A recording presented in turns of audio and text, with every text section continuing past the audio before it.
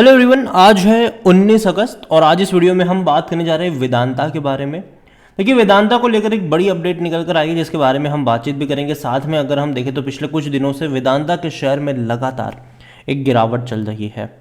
तो बातचीत करेंगे कि कंपनी में चल क्या रहा है, मौके है कि नहीं, और अगर बनेंगे तो कहाँ पर बनेंगे, लॉन्ग टर्म शॉर्ट टर्म का यहाँ पर क्या आउटलुक हो सकता है। देखिए, वीडियो को शुरू करूँ उससे पहले अगर आपने अभी तक चैनल को सब्सक्राइब नहीं किया है तो प्लीज़ अभी इसे सब्सक्राइब कर लीजिए, क्योंकि आगे भी बहुत सारे वीडियोस हैं जो आपको काफ़ी ज़्यादा हेल्प करेंगे। तो 233 रुपये का शेयर है वेदांता लिमिटेड का, और देखा जाए तो तेज़ी नहीं है बल्कि लगातार ये गिर रहा है। पिछले एक महीने में 18% तक ये गिर चुका है और लगातार यहाँ पर करेक्शन बन रहा है। देखो, अभी जो गिरावट है वो धीरे धीरे कम हुई ज़रूर है, मतलब पहले एक झटके में बहुत बड़ी गिरावट आई थी, अभी एटलीस्ट गिरावट है लेकिन बहुत कम गिरावट है, ये हम कह सकते हैं। यहाँ पर उम्मीद करते हैं कि 220 से 230 रुपए का जो रेंज है वहाँ पर एक सपोर्ट इसको मिल जाए। जहाँ तक पिछले एक साल की बात करें तो एक साल के सबसे लोवेस्ट प्राइस पर ये बैठ चुका है, एक साल के सबसे लोवेस्ट प्राइस पर है। हालांकि अगर हम इसमें डिविडेंड को काउंट करेंगे तब भी देखा जाए तो ये प्रॉफिट में है, ठीक है, नुकसानी में नहीं है। अगर बात करें पिछले 5 साल की तो 4.5% का ही ग्रोथ है, लेकिन देखो जो पैसा यहाँ पर बना है वो डिविडेंड के थ्रू बना है, ये हम सब जानते हैं।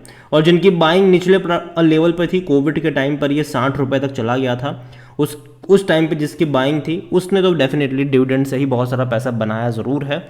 अच्छी खासी रफ्तार हमने देखी। देखो, वेदांता ना डीलिस्ट भी होने वाला था, आपको पता हो तो, लेकिन वो हो नहीं पाया क्योंकि कई सारे म्यूचुअल फंड्स ने अपने शेयर जो थे वो सरेंडर किए नहीं, तो जो पर्टिकुलर अमाउंट ऑफ शेयर्स चाहिए थे वो कंपनी को मिल नहीं पाए, इसी वजह से ये कंपनी डिलिस्ट नहीं हो पाई। यहाँ पर अगर देखा जाए तो इससे पहले भी जब गिरावट आई थी एक काफ़ी बड़ा डिक्लाइन आया था और 213 रुपये तक शेयर गया था, वहाँ से बाउंस बैक कर गया था। इस बार मुझे लगता है कि कहीं ना कहीं 210 से 220 रुपये के आसपास एक सपोर्ट, एक बेस जो है वो यहाँ पर बनना चाहिए। और एक बड़ी खबर निकल कर आई है वो ये है कि वेदांता जो है वो अक्वायर करने वाला है मीनाक्षी एनर्जी को, और एनसीएलटी ने उसको अप्रूवल भी दे दिया है। 1440 करोड़ में ये डील हुई है। NCLT approve Vedanta acquisition of Meenakshi energy at ₹1440 crore. तो बड़ी बात है ये। और यहाँ पर अगर हम देखें तो वेदांता इससे क्या है भैया कि अपनी जो कैपेसिटी है वो बढ़ाने वाला है, बढ़ाने जा रहा है, ये आप कह सकते हो। देखो, अभी कुछ दिन पहले ही हम बात कर रहे थे यार वेदांता के ऊपर इतना सारा कर्जा है, इतना सारा कर्जा है, लेकिन दूसरी तरफ भैया शॉपिंग भी चल रही है उनकी। यहाँ पर अगर हम बात करें कंपनी को लेकर तो देखो, Vedanta's plan to procure Meenakshi energy assets via the insolvency resolution process. तो सिंपल सी बात है, देखो जब भी कोई कंपनी एनसीएलटी में जाती है बर्बाद होती है, और जो भी इसको खरीदता है ना वो सस्ते दाम पर ही इसको उठा लेता है। तो कहीं ना कहीं वेदांता का फायदा ही है इससे। यहाँ पर आप देखो तो Meenakshi Energy hold coal based power plant generating 1000 megawatt of electricity, और ये आंध्र प्रदेश में है, ठीक है, नेल्लोर में है, आंध्र प्रदेश में है। This asset serve as a Vedanta strategic foray into the energy sector. तो देखो, वेदांता अभी तक हम मेटल कंपनी मानते हैं इसको, ठीक है, और अब ये कंपनी जो है वो एनर्जी में भी घुस रही है। ये बहुत बड़ी बात है कि पावर प्लांट्स ऑपरेटर में जा रही है, पावर प्रोड्यूसर के तौर पर ये जाने वाले हैं आने वाले दौर में। तो मेरे हिसाब से वेदांता एक नए सेक्टर में एंट्री कर रहा है मीनाक्षी एनर्जी के थ्रू, और ये बड़ी बात है। वेदांता को लेकर अगर हम बात करने जाए तो कंपनी का जो मार्केट कैप है वो 86,000 करोड़ से भी ज़्यादा का है। हालांकि अभी भी इसका जो पी रेशियो है वो इसके एवरेज इंडस्ट्री से कम है, जो कि इसका पी रेशियो भी हाल फिलहाल में 9.87 के आसपास का देखने को मिल रहा है। यही एक अच्छी बात है। आरओई देखा जाए तो अच्छा है इनका, ये दो अच्छी बात है। नेगेटिव चीज़ कई सारी है, जिनमें से भैया डेट सबसे बड़ी दिक्कत इनके डेट की ही है। लेकिन देखा जाए तो वेदांता ने ना पिछले 2 सालों में अपने डेट को बहुत ज़्यादा कम किया है, और अभी भी बहुत सारे डेट इनके मैच्योर्ड हो रहे हैं जो इनको पे करने हैं, और अगर वो पे कर देंगे तो और डेट इनके कम हो जाएंगे। यहाँ पर अगर हम देखें तो इनके जो करंट असेट्स है वो इनकी करंट लाइबिलिटीज से कम है। अगेन ये एक नेगेटिव चीज़ है। यहाँ पर इनका जो क्विक रेशियो है वो भी देखा जाए तो भैया <1 देखने को मिल रहा है।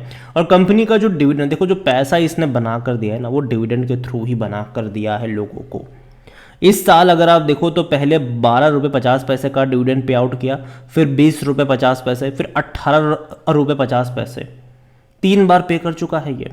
2022 में देखो तो 4 बार पे कर चुका है, 13 रुपये का, फिर 31 रुपये 50 पैसे, फिर 19 रुपये 50 पैसे, फिर 17 रुपये 50 पैसा यहाँ पर।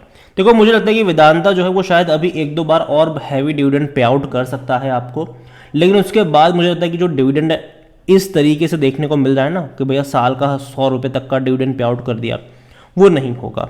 मुझे लगता है कि जैसे ही वेदांता का डेट कम हो जाएगा, डिविडेंड पे आउट कम हो जाएगा वेदांता में, और तब मुझे लगता है कि जो चीज़ें हैं वो बेहतर यहाँ पर हो सकती है। तो अभी थोड़ा सा टाइम लगेगा वेदांता को, थोड़ा बहुत उबड़ खाबड़ रास्ता है इनके लिए, लेकिन अपने डेट को अगर ये चुका देते हैं, जो कि इनको इस साल के एंड में और 2024 मतलब साल 2024 की शुरुआत में कई सारे डेट है जो मैच्योर्ड हो रहे हैं, जो चुकाने हैं इनको, अगर वो इसको सक्सेसफुली चुका देते हैं तो बहुत बड़ी बात है। हालांकि कंपनी ने बहुत कुछ किया है पैसा रेज करने के लिए, जैसे कि वेदांता लिमिटेड से ही बहुत सारा पैसा निकाला डिविडेंड के फॉर्म में, हिंदुस्तान जिंक में से भी बहुत सारा पैसा निकाला डिविडेंड के फॉर्म में, क्योंकि हिंदुस्तान जिंक में जो प्रमोटर है वो वेदांता ही है। इसके अलावा हिंदुस्तान जिंक के शेयर्स को गिरवी रख के बहुत सारा पैसा उठाया, वेदांता के शेयर्स को बेच कर पैसा उठाया। तो कंपनी कर तो रही है, बहुत कुछ कर रही है, बहुत सारा पैसा उन्होंने जुटाया भी है इसके चलते, और देखते हैं क्या होगा यहाँ पर ओवरऑल। लेकिन इनके नंबर्स देखें तो वो उतने एक्स्ट्रा ऑर्डिनरी नहीं लगे, बल्कि मैं कहूँगा कि ठीक ठाक ही है। इस बार के जो नंबर्स हैं इनके जून क्वार्टर के, वो 33,700 करोड़ के आसपास का इनका रेवेन्यू रहा, जो कि पिछले 4 क्वार्टर के मुकाबले कम है ये। और जहाँ तक प्रॉफिट देखें तो 2,640 करोड़ का प्रॉफिट रहा। अगेन ये ठीक ठाक ही है, और वो इसीलिए क्योंकि बहुत सारा जो पैसा है ये डिविडेंड के फॉर्म में दे रहे हैं। तो जाहिर सी बात है कंपनी को ज़्यादा पैसा कमाना पड़ेगा, अगर नहीं कमाएंगे तो दिक्कत होगी इन्हें, क्योंकि अगर पैसा नहीं कमाएंगे तो डिविडेंड भी इतना बड़ा पे आउट नहीं कर पाएंगे, और जाहिर सी बात है मुझे लगता है कि आने वाले दौर में डिविडेंड पे आउट शायद कम आपको नज़र आ सकता है। और जहाँ तक बात करें इस कंपनी में शेयर होल्डिंग की, तो अभी हाल फिलहाल में ही प्रमोटर ने बहुत सारे शेयर्स बेचे ज़रूर है, तो शायद जब सितंबर में अपडेट होगा शेयर होल्डिंग पैटर्न, तो शायद जो प्रमोटर की होल्डिंग 68.11% है वो भी घटती हुई नज़र आ सकती है आपको। तकरीबन 4% की होल्डिंग बेची गई है प्रमोटर की तरफ से। यहाँ पर पब्लिक के पास 14.36% की होल्डिंग है, एफआईएल्स के पास यहाँ पर 7.48% की होल्डिंग है, डीआईएल्स के पास 10.05% है, और लगातार म्यूचुअल फंड्स यहाँ पर बिकवाली करते हमें नजर आए, और इंश्योरेंस के पास 9.73% की होल्डिंग देखने को मिल रही है। देखिए ओवरऑल वेदांता कंपनी है अच्छी, डेफिनेटली अच्छी कंपनी है, बस यही है कि आने वाला 1 साल थोड़ा सा इनके लिए डिसाइडिंग होने वाला है कि जो डेट है, जो मैच्योरिटी होने वाली है डेट की, वो इसको कितना सक्सेसफुली चुका पाते हैं, और अगर चुका देंगे तो बहुत अच्छी बात होगी। और सेमीकंडक्टर की जो फैसिलिटी भी ये लोग ओपन करने वाले हैं गुजरात में, वो भी देखना होगा, क्योंकि अब वो भी वेदांता के अंडर में ही आने वाला है, तो उसके ऊपर भी बहुत सारा दमखम यहाँ पर टिका हुआ है। तो मैं यही कहूँगा नज़र रखिएगा कंपनी के ऊपर, 210-220 रुपये के आसपास एक बेस बनना चाहिए, सपोर्ट बनना चाहिए, और वहाँ पर अगर जाता है तो शायद मौके बन सकते हैं। अगेन थोड़ा सा रिस्की ज़रूर है, क्योंकि भैया ग्लोबली सिचुएशन थोड़ी सी ख़राब है, जिसके चलते मेटल कंपनियाँ असर दिखाती नज़र आ सकती है। तो अगेन ऐसा नहीं है कि वहाँ पे बॉटम बन जाएगा, थोड़ी सी क्वांटिटी ऐड कर सकते हो वहाँ पर, उसके बाद हर 10% की गिरावट पर अगर आप चाहो तो बाय ऑन डिप्स की स्ट्रैटेजी अप्लाई करी जा सकती है। ये मेरा पर्सनल ओपिनियन है, बाकी मर्जी आपकी है। इसके अलावा एनालिसिस के लिए जिस पोर्टल का मैं इस्तेमाल कर रहा हूँ ट्रेड ब्रेन्स, अगर आप भी इसको यूज़ करना चाहते हैं तो लिंक मैं आपको डिस्क्रिप्शन में दे दूंगा, और अगर आप मेरा कूपन कोड HSA20 का इस्तेमाल करोगे तो आपको 20% का डिस्काउंट भी मिल जाएगा। कई सारे बेहतरीन फीचर्स हैं, जिनमें से एक है कि जो बड़े बड़े इन्वेस्टर्स हैं ना, उनका पोर्टफोलियो आप ट्रैक कर सकते हो, मतलब क्या खरीद रहे हैं, क्या बेच रहे हैं, सब कुछ आपको यहाँ पर मिल जाएगा एक क्लिक में। और कई बार इनके पोर्टफोलियो में आपको पेनी स्टॉक भी मिलेंगे, ऐसे शेयर्स भी मिलेंगे जिसका नाम तक आपने सुना नहीं होगा, तो देर किस बात की है, लिंक डिस्क्रिप्शन में है, और कूपन कोड का फायदा उठाना भूलिएगा मत। वीडियो को यहीं पे एंड करूंगा, पसंद आया हो तो लाइक करो, शेयर करो, चैनल पर अगर पहली बार है तो प्लीज़ सब्सक्राइब करें, और वेदांता लिमिटेड के बारे में आप क्या सोचते हैं वो भी आप मुझे कमेंट में लिख कर बता सकते हैं। Thank you.